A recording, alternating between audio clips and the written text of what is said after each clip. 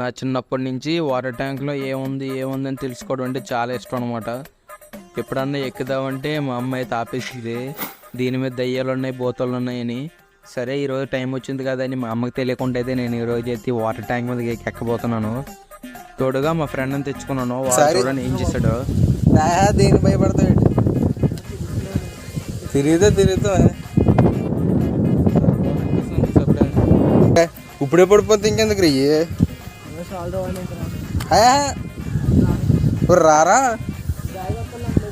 రామని చెప్పినప్పుడు రా. రే ఏంట్రా నువ్వు వెళతాయ్యా దాదా. మొత్తానికి అయితే సగం దూరం దాకా అయితే రీచ్ అయిపోయాను అనమాట. మన ఫ్రెండ్ అయితే అక్కడ ఆగిపోయాడు భయపడి. ఈ ఎండ చూస్తే ముఖానికి అయితే కొట్టేస్తుంది అనమాట. ఎలాగైతే నేను పైకి అయితే రీచ్ అయిపోయాను. పార్ట్ 2లో అయితే కింద ఎలా ఉండబోతుందో మీకు చూపిస్తున్నాను. అంతవరకు షార్ట్ నచ్చితే please like and don't forget to